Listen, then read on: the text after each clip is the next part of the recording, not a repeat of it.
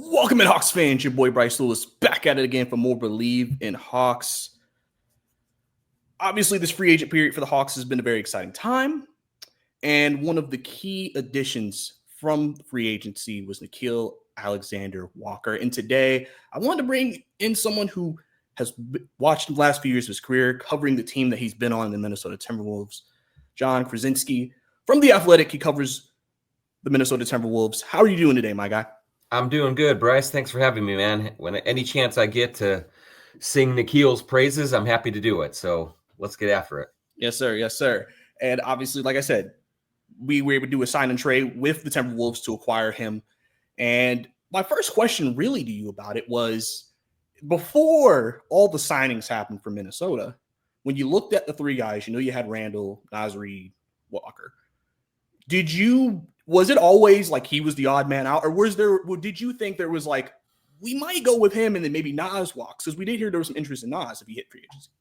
Yeah, I mean, I think that kind of the way that it all shaped up, the biggest expectation was that Nickeil was going to be the odd man out, and there's a couple of reasons for that. One is Nickeil did a great job of establishing his value on the open market as a 3-and-D guy, as a really good perimeter defender, excellent guy off of the bench with some ability to start if you want to, and just getting himself to that mid-level or above type of money was going to say, all right, this was going to be a difficult decision financially to keep him. The other part of it, though, that when you look at Naz Reid and Julius Randle as the other two components, and you had to pick two of those, was one is Naz Reid is like he could run for mayor here in Minneapolis and win. He's that popular. He's a huge part of kind of the Timberwolves lore, and he's sixth man of the year and all of those things. And with him and Julius, there was less depth behind them in the front court than there was on the wing behind Nickeil Alexander Walker. The Wolves have Terrence Shannon Jr., they have Jalen Clark, they have Rob Dillingham. So there's a belief that maybe there isn't one singular player like Nickeil who can kind of do everything that Nickeil can. But I think that they felt that they had enough stocked behind him with young talent that could come in and assimilate or just get, approximate contributions that Nickeil Alexander Walker gave them. And it would have been harder for them to replicate losing to Naz Reid, losing to Julius Randle. So very few people surprised that Alexander Walker was the one who left, but that doesn't make it any easier for most people to say goodbye to him. Here is just a beloved figure with the Timberwolves. Yeah, and before we hopped on, I was looking at some articles that have been posted the last couple of weeks, and I've seen Minnesota fans kind of be like, "Man, I'm going to miss him." Like, they were talking about him locking up like Tyrese Maxey and different guys over the last few years, and it was just like they really saw his value and what he did for the team. And also going through his career, I completely forgot he played in Utah for a couple of years. I just remember Pelicans and then Minnesota, so that was interesting to see. But so for him, coming to Minnesota, one thing you heard a lot was how much he improved his game since being in Minnesota. Can you touch on that a little bit, just how much work he put in to get where he is?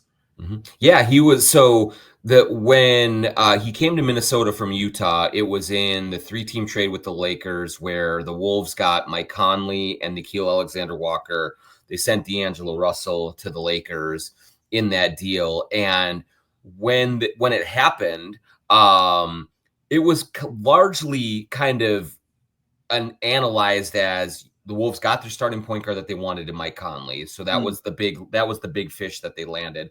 And there's this other guy, Nickeil Alexander Walker. He was a former first-round pick, but he hasn't really done a whole lot. So it's more of like just a throw in to make the trade work financially for everyone involved. And so there wasn't a lot of expectation right away that Alexander Walker was going to be much of a contributor to the Timberwolves when they first pulled the deal off. And, he was a guy that came into the league with New Orleans as a lower first round pick and more envisioned himself more as a scoring guard, as kind of an offensive minded driver of the offense. And that just hadn't really come together in the start to his career, either in New Orleans or in Utah. And so there was a sense kind of when Nickeil arrived in Minnesota that he was sort of hanging on to the league by his fingertips a bit, like that he needed something good to happen, or else he was looking at having a hard time finding another job, here local or in the United States. Maybe he has to go overseas, maybe he has to do something else to try and repair his value. And once he got here, though, what the Wolves discovered was a player who understood finally, I think, that he just had to make sacrifices in his game, and he had to adapt to the league rather than have the league adapt to him. And so he really focused on becoming a high-level defender, on becoming that kind of perimeter stopper, and he worked tirelessly on his shot to make sure that that was a more consistent weapon for him, especially behind the three-point arc. And slowly but surely, he got opportunities to play, in that first year that he arrived, and then going into the next season, and he just kept on taking advantage of those opportunities and really playing well and bringing consistent energy every night, being the hardest working guy, and being a real kind of pseudo leader with just the way that he went about preparing himself and then being a part of the team. And so he eventually turned himself into an elite perimeter defender and a reliable shot maker from the perimeter as well. And so that just all of a sudden made him one of the top 8 guys on the roster, and a guy who was playing so well that Chris Finch, the head coach, couldn't get some of these younger guys more minutes that he wanted to give them, just because Alexander Walker and DiVincenzo were kind of eating up the bulk of the backcourt minutes off the bench for the Wolves. And so, he really is a success story, and some of it was the Wolves and their coaching and their player development, and a lot of it was Nickeil Alexander Walker just kind of finally accepting how he was going to make an impact in this league, and then going out and doing it like every single night. He's one of their most reliable players. Yeah, and it's funny you mentioned kind of the trade that kind of got him there. It kind of reminds me of the trade we just made last year with Dyson Daniels. I know when that trade was happening, some people were like, okay, like what is Dyson about? When you look at the stats, it's like, all right, he hasn't done a lot. You're just like, what are we getting? And then he ends up being the most improved player in the league this past year. So there is very similar stories there. Plus, people view it as now you're getting high-level defensive 48 minutes of defensive play between those two guys. Mm-hmm. So talking about Nickeil's fit in Atlanta now, just what do you think about that fit? Obviously, we would probably say he's playing with Trae Young. So in terms of think about how he shot in Minnesota, there's a very good possibility that could get even better potentially in Atlanta. Yeah, I think so. I mean, I really like the fit with the Hawks. He is a guy that you can play with Trae Young, or that can do some of the point guard stuff when Trae Young is on the bench. And so is he like a prototypical point guard? No, he's not, but he can handle playmaking and offensive initiation in smaller doses when you need it for smaller portions of the game. So he can give you that. But then, I mean, when you look at, him and Dyson Daniels and Jalen Johnson and Okongwu, and like what the Hawks can be defensively, Risa, like I think that he will bring another dogged wing defender to a group that does look like it has the ingredients to be one of the better defensive teams in the East. And I think that one thing that really helped the Wolves catapult from where they were to Western Conference contender was they just embraced the defensive end, and they played so hard on defense in the regular season in particular. And so Nickeil brings that sort of mentality and that mindset every night. Like, he always plays hard. He always gets after opposing scorers. And so he's going to set a tone and help set a tone on a nightly basis for the Hawks that can in and of itself win you games in the regular season. There are teams that go through the motions. There are teams that, that hits pockets of the schedule where they're just not really kind of giving everything they've got. And Nickeil does that every single night. And so if you can establish a team that just plays harder than everyone else, you're going to win games, especially in the East. So his ability to hit threes, his ability to make a few plays, and mostly, his overall personality is good. I mean, Atlanta fans are going to just be taken by the guy. Like, he's so thoughtful. He's so introspective. He's so engaging. He's an incredible human being to go with, a really, really good, either bench player or starter, depending on how you want to configure your roster. He can do so many different things for you. And the other thing, knock on wood, never missed a game in Minnesota, played every single night. He's really durable. He takes care of his body. And he just, he is one of those guys that's just so reliable night in and night out. And so I think he's just going to fit in great with Atlanta. Yeah. And, it's interesting talking about, his fit and where he's playing, because I've seen through some things that I've seen him at times listed as a point guard. Yeah. Even though primarily I think he's a 2. Did Minnesota use him at 3 at times? Was that something they would do? Was that did that work out well when he was playing a 3? Is he kind of versatile in that way? Yeah, I mean, the thing is you are who you can guard, and he can guard threes. And so, yeah, like they can do that. They have gone small in the past. Maybe it's Conley, Ant, and Nickeil at sometimes, or DiVincenzo, Alexander Walker, and Edwards. Like, you can play that way, and it's not, he's small in that he's not a big dude. He's skinny. But he's long. Like, he is a guy who can absolutely hold up to most threes when you're talking about defending them.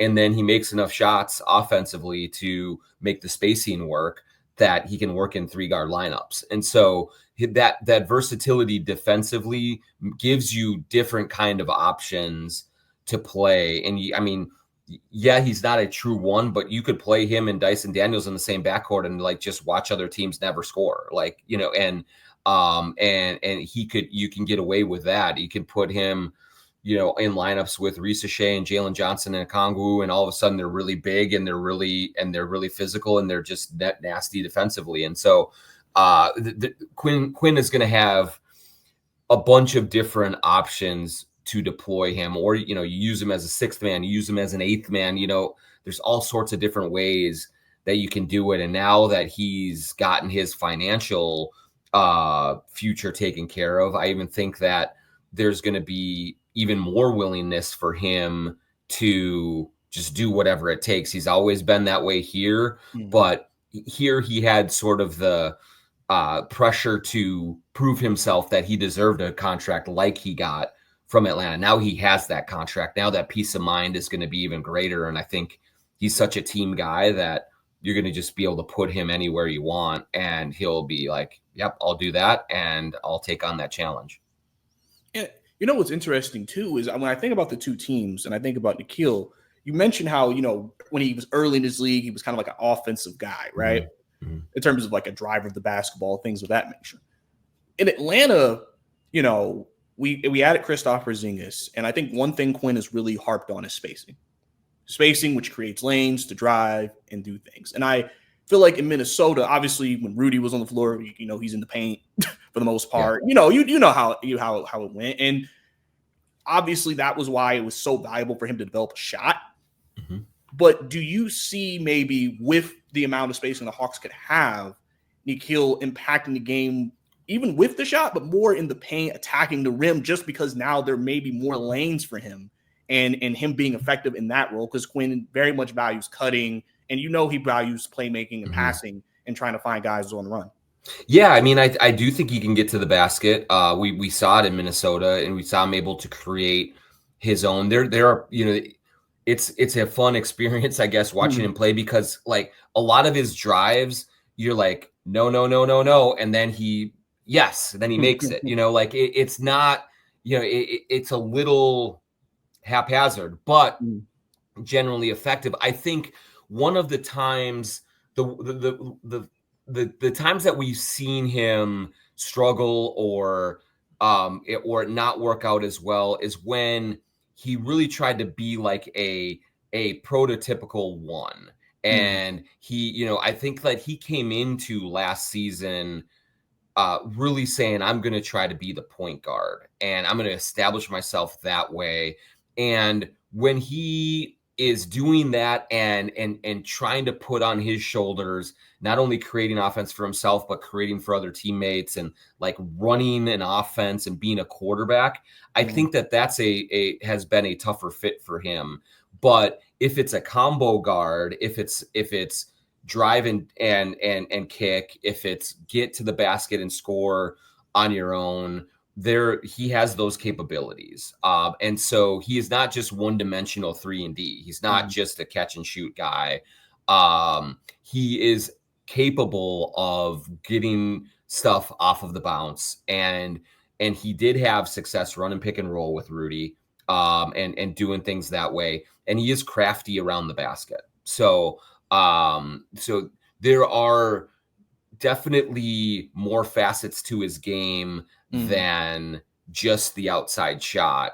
And it's just a matter of, I do think that with Porzingis, with a little bit more spacing with the bigs that Atlanta can provide, I think that could make life easier for him and maybe even make him more effective in that area of his game, where we certainly saw it in Minnesota, but you could see him take another step in Atlanta.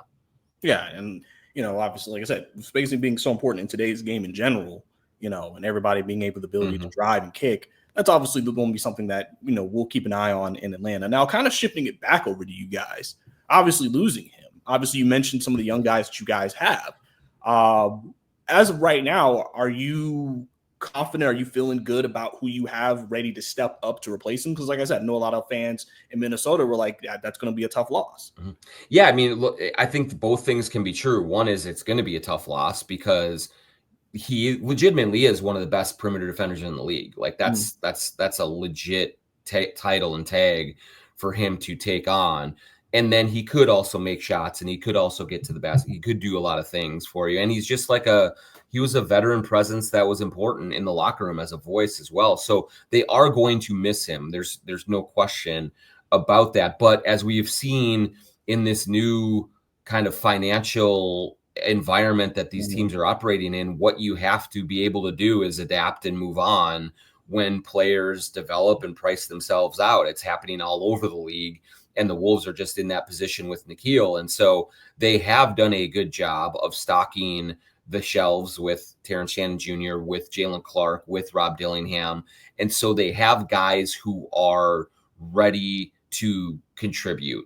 We will see if they are ready to contribute at the level that Alexander Walker was able to give them. But at some point, they were going to have to get this chance. Like that's just the nature of the league. And the older guys kind of phase out and price themselves out, and then you have to have young guys come in behind them. And so I think that they will have different elements, and it'll be a little bit of a different feel with kind of Shannon is really more offensive. Jalen Clark is a more defensive specialist, and then Dillingham is a point guard. And so they'll probably have to do it mixing and matching in different ways. But I do think that they feel confident, and Terrence Shannon Jr. in particular has looked great in summer league. So that's a good first start and a good first step. And so I think that they have the pieces going forward to be able to make up for the loss, but more so in the locker room than on the court even is going to be where his presence is really missed. Yeah, and obviously, as you mentioned, the second apron is, we've seen that what that does to teams. So, and obviously the year previously, I remember y'all traded Cat, and everybody was like, or before the season was like, whoa, and so you got to be able to adjust. But Julius Randle's worked out, so I can't be mad at that. I did want to ask you about Rob Dillingham because he's a guy who I've seen because I have some Minnesota fans, their friends and everything. They're just like, I think they really want him to get a bigger role because they want to see you see the creation because he's more of an offensive guy who can kind of create and do some different things. And I know with Mike Conley getting a little older, some people are like, we just need a little bit more juice from the point guard position. Are you expecting like, hey, Rob, we need you to go out there and kind of you and Ant, or do you think them easing him in? Like, how do you see that going with Rob? Yeah, I mean, it's going to be a big key to their season is how much he's ready to assume as in terms of responsibility. Because point guard is thin with Mike Conley getting older, with Nickeil gone now, and so there's a couple of options that they have, and one is Dante DiVincenzo can play it. He's still more of a combo guy and not a natural point guard. So Dillingham is much more natural that way. But, he's 20 years old. He turns the ball over. He's been inconsistent. And so a lot of their offseason, though, has been sort of geared towards setting up to give him real minutes and just like, hey, we went and got the 8th pick overall last year to get Rob Dillingham. We believe in him. It's time for him to really sink or swim kind of a thing. And last year he didn't get to play all that much because of how deep the Wolves were, because of Alexander Walker and DiVincenzo and all the minutes that they got. And so now you have seen them kind of stay away from adding into that backcourt. I still expect them to sign some kind of veteran point guard, a Malcolm Brogdon type player.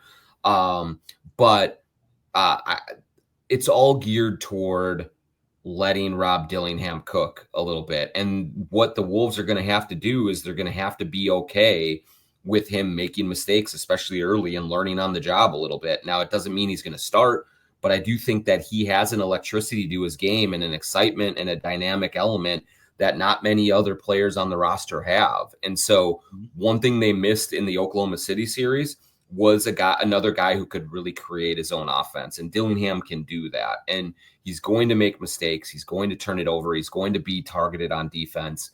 But he also brings juice to the floor that they need. And so I do think he's going to get plenty of chances to play. And there is an opportunity if he plays well enough and shows that he's ready. Could he be the starting point guard by the end of the season? Yeah, that's possible. And so they do need him though. And so, giving him all those chances and letting him play through it is going to be a big part of the early portion of next season for them. Yeah. I was just wondering about that. Cause like I said, I know people are like, especially I think summer league last year, I think people were kind of like, oh, he's kind of cooking. Like, maybe he'd be great with Ant in the backcourt, but okay. So let's shift it now to Ant. Obviously, Anthony Edwards has been a guy who's from Atlanta, played at Georgia, still wears a lot of Atlanta gear. Some people wonder, especially right now, Minnesota's in an interesting spot because you made the Western Conference Finals the last couple of years. You're wondering, okay, are you taking the next step? Do you fall back? What is it looking like? And obviously right now, Ant probably isn't thinking of any type of future things outside of right now focusing on the head. But let's just say hypothetically the season doesn't go as planned. And let's say first round, you guys get eliminated. Seems like you guys took a step back. Obviously, we can get into Rudy Gobert, whatever. But do you see any rumors? Do you see anything potentially being started, maybe, especially with the second apron, if you don't feel like you're moving ahead, that maybe Ant, and it's not even maybe him looking, but just the rumors of that possibility of maybe do you consider moving him? And then especially because a lot of Hawks fans feel like, he said in the draft process that he would love to play in Atlanta one day. Obviously, things happen. But do you see any potential for that in the next couple of seasons if things don't work out in Minnesota and things go downhill? Just because especially now the Hawks also have that pick from the Pelicans, if that was the direction y'all want to go in and et cetera. Yeah, I mean, no. But I understand the question for sure. Now, one is I can tell you, Ant loves Atlanta. I've been to Atlanta with Ant. I've been in his neighborhood with him. He's beloved there. His family loves it there. And I'm sure that he thought about it before he got drafted. And who knows, way down the road, maybe. You can never rule out Anthony Edwards or any star, kind of figuring look in other places and moving along. That's the nature of the league now. There are just so few players who stay in one place for their entire career. But for the next couple of seasons, definitely not. I mean, one of the reasons that the Wolves made the Rudy Gobert trade was because they wanted to show Anthony Edwards that you can win in Minnesota. Like we don't have to worry about you looking elsewhere and going elsewhere because we're going to win here. And they've been to the conference finals back-to-back seasons. Like, so they're established as a team that can build a successful team around him. Now they have to get better to take that final step for sure. But one of the reasons also that they traded Karl Anthony Towns was because they wanted to stay flexible enough to build around Ant going forward. He is the center of the Timberwolves universe. The ownership is tight with him. The community loves him. Everything done here is done for Ant. And so it would take a lot more than just one rough season, I believe, for the questions to start kind of really circulating and having any real validity to them. And so and he's also under contract on the max deal for 4 more years. And so he is one of the most popular and important players in the entire league, and he's in Minnesota, and there's no way a market like Minnesota is going to let him leave without an enormously difficult circumstance that they're finding. Like they'll move heaven and earth before they trade Anthony Edwards. So as of for the next 2, 3, 4 years, no, I think he's going to be here for that duration. After that, we'll have to see like where things are and how the team has adapted and what has been built around him and how far they've gone and all of that. But for now, the Ant owns the Timberwolves just as much as Mark Lorian and Alex Rodriguez own the Timberwolves. Like that's just the way it is right now. Nah, I definitely get that. I just figured I'd ask just in case, some people wonder. So, he does love Atlanta. I'll tell it for all your listeners. He loves Atlanta. He loves being from Atlanta. He's definitely thought about the Hawks before and who knows down the road. But, and so like, I understand that part of it for sure. He's always wearing Atlanta Braves hats, in the locker room and stuff like that. He's always talking about what, where he's from and, the food and the culture and the family and all of that stuff. It is incredibly important to him that he is an Atlanta kid. And so he reps Atlanta hard up here as well. Yeah. Hey man, like I said, definitely seen it, obviously love that. I still remember years ago they were doing with Jaylen Brown when there were some things like oh well, we sure Atlanta. So I definitely get that for sure. And I think too, it's interesting. The last 2 regular seasons, obviously we played you guys like 4 times. We played twice a year. We've had some very interesting games between the 2 teams as well. So I definitely always, I think, a good experience whenever I think Atlanta and Minnesota link up. And you never know. I mean, finals potentially one day. Who knows? You can never know. It's the NBA. You have no idea. I would be stupid to sit here and say that, Ant's a Timberwolf for his life. That would never happen. I mean, he loves it here. He loves Minnesota. He loves the way he's treated, the way he's taken care of, the way that the fans have embraced him. But who knows? Like I would say that about every single player in the league. I'd say that about Wembanyama. I'd say that about any other star as well. That's just like you just never know in the NBA with what can happen 4, 5, 6 years down the road. Yeah, I mean, should we go through it every year with Trae Young? Every year. Exactly. If Trae Young out, it's like, I mean, no, but I mean, I hear you guys. But I definitely get that for sure. Just last thing for you. Is there any final things you want to say about Nickeil that you want Atlanta fans to know about him and just the player he is? Anything else on the court, just overall?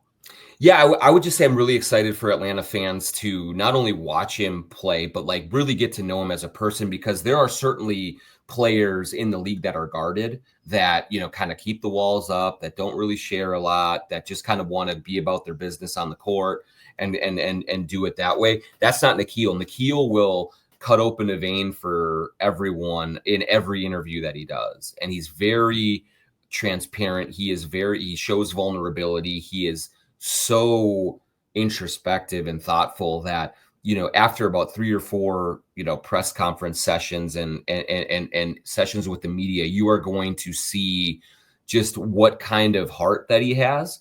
And so I do think that was one of the big reasons that Wolves fans just fell in love with him, in addition to what he was as a player. But they really felt like they got to know Nickeil as a person because he was so open to sharing whatever he was thinking, feeling, going through, experiencing, and he became kind of a spokesman for the team because he is just so thoughtful about everything.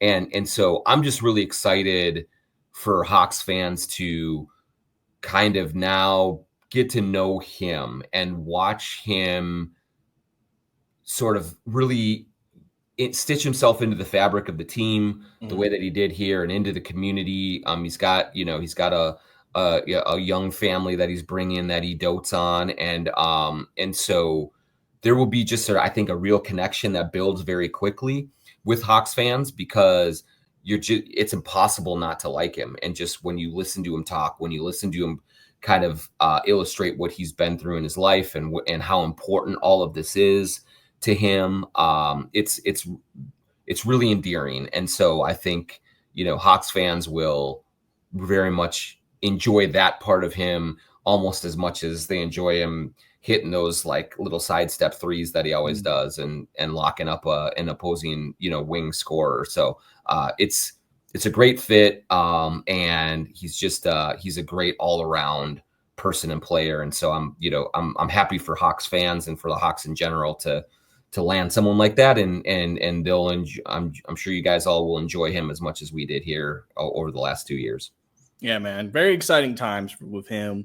Very big part of what we're going to do this season. So really excited to see how he fits in with the group. And, with the expectations kind of changing for us this year, trying to get up, especially in a wide open Eastern Conference. We think he could be a very big key part of that. And I know you guys also still trying to fight just to, maintain and move forward. So Yep. both teams, man, fighting for something this year. But Jon, I appreciate you, man, coming on, man, and talking with me about Nickeil and just, some Minnesota stuff, some Atlanta stuff as well. Let people know where they can find you.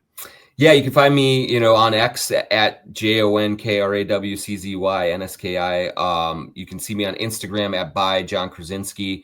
And then I'm at The Athletic. Theathletic.com is where all my writing is. And so, check out everything there.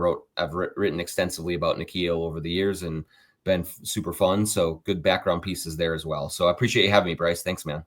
Yes, sir, man. I appreciate you for sure. And obviously, guys, if you enjoyed this episode, like the video, leave a comment down below, subscribe.